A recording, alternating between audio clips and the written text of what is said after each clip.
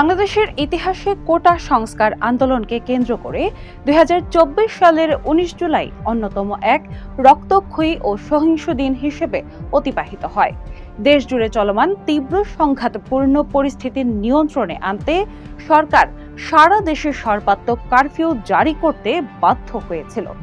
বেসামরিক প্রশাসনকে জোরালো সহায়তা করার জন্য সে রাতেই দেশজুড়ে সেনাবাহিনী মোতায়েনের এক গুরুত্বপূর্ণ সিদ্ধান্ত গ্রহণ করা হয়।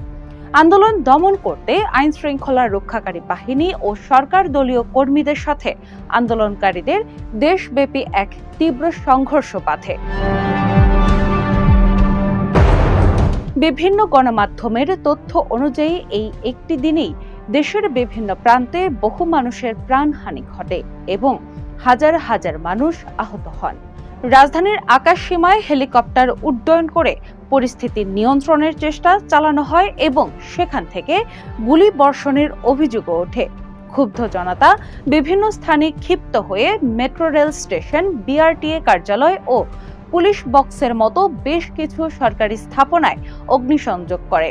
ইন্টারনেট সংযোগ সম্পূর্ণ বিচ্ছিন্ন থাকার কারণে দেশ ও বিদেশের অন্য প্রান্ত থেকে বাংলাদেশ পুরোপুরি তথ্যহীন ও যোগাযোগ বিচ্ছিন্ন হয়ে পড়ে। এমন চরম অস্থিতিশীল পরিস্থিতির মাঝেই আন্দোলনকারীরা তাদের ঘোষিত কমপ্লিট শাটডাউন কর্মসূচি দেশজুড়ে অব্যাহত রাখার ঘোষণা দেন। তারা প্রধানমন্ত্রীর প্রকাশ্যে ক্ষমা চাওয়া এবং 2 মন্ত্রীর পদত্যাগ সহ নতুন করে 9 দফা দাবি সরকারের সামনে পেশ করেন। দাবি আদায় না হওয়া পর্যন্ত তারা রাজপথে আন্দোলন চালিয়ে যাওয়ার ব্যাপারে নিজেদের অনমনীয় ও দৃঢ় অবস্থানের কথা জানান। এদিকে উদ্ভূত পরিস্থিতি নিরসনের রাষ্ট্রীয় অতিথি ভবন পদ্মায় সরকারের 3 গুরুত্বপূর্ণ মন্ত্রীর সঙ্গে আন্দোলনকারীদের বৈঠক অনুষ্ঠিত হয়।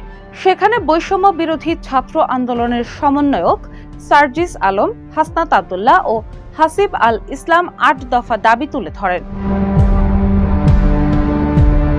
সরকারের পক্ষে আইনমন্ত্রী আনিসুল হক, শিক্ষামন্ত্রী মহিবুল হাসান চৌধুরী এবং তথ্য প্রতিমন্ত্রী মোহাম্মদ আলী আরাফাত বৈঠকে উপস্থিত ছিলেন।